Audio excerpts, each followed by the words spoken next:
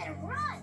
In order to tell this story, everything has to look as if we truly found a baby zebra that can talk. It's done by a team of people. We have acting from voice talent, acting from animals, and acting by animators and visual effects people, all married into one performance.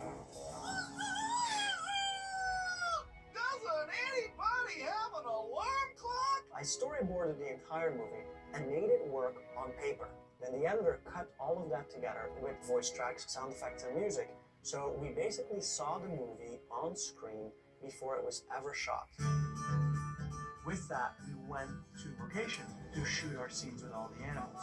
And the animal trainers taught all these animals to perform all the things that were in the script.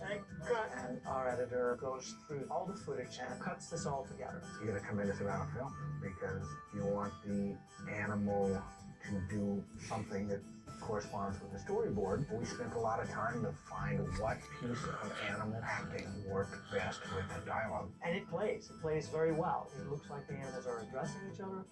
It looks like they have a personality. How about I throw you up this horse's butt? I thought you were mad at me. Let's do it. How about I call you Mr. Push and Fart? How about that? Hello, Academy. It's been a while, but I'm glad I finally won.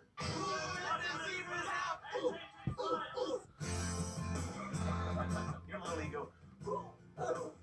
Oh no, they found me. Extra crispy! I think I can handle that. Very much like the next step is to go back to the voice talent who delivered the voices before we went to the shoot.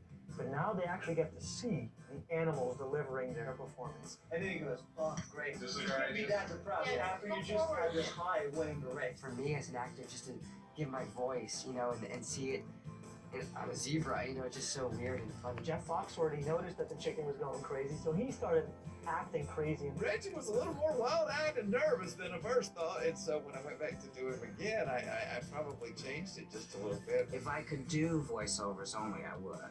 I prefer it because it's much more fun. Hey, don't make me chew open a can of pony book. Ever since I became an actor, many actors want to play Hamlet and Macbeth. I just wanted to play a Shetland pony. Dustin Hoffman, he always surprises us. It's unique what he does. He lays down lines that I would never even have thought about that's how they were going to sound. You know, you get basically a Dustin Hoffman performance out of the pony.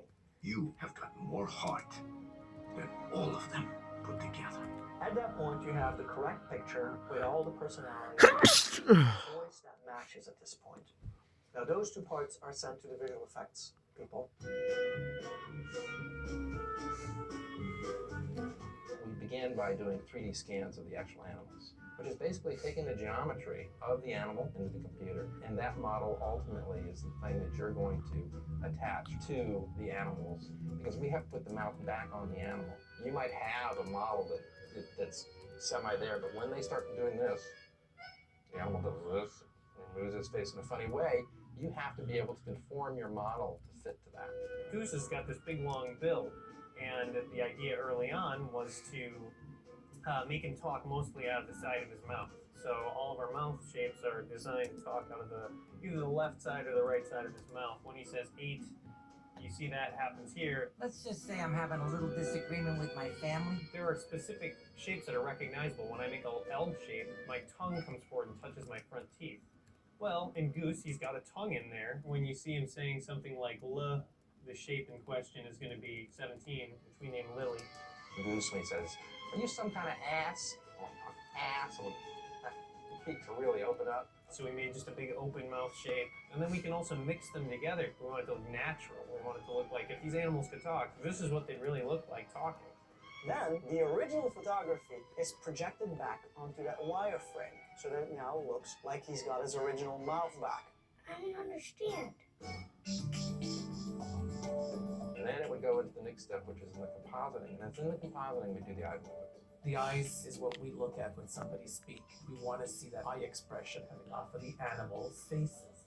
What you do is you wrap a mesh around the original face. You've got to then distort it so that the expression is the expression that you want it to have. This is the typical gangster look that the Goose has. It's this kind of a frown. So every time he says something, he's usually gonna say it with his eyes frowned like that.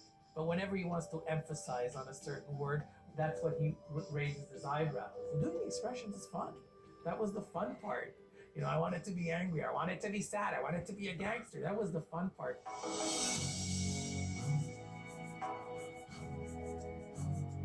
I feel like I was the coach and I was given the dream team. You didn't think we were gonna let you have all the glory to yourself, did you? Between the animal trainers, the editor, the voice talent, and the visual effects people, it's such a teamwork. When you see a shot, they present it to you with all the elements on it.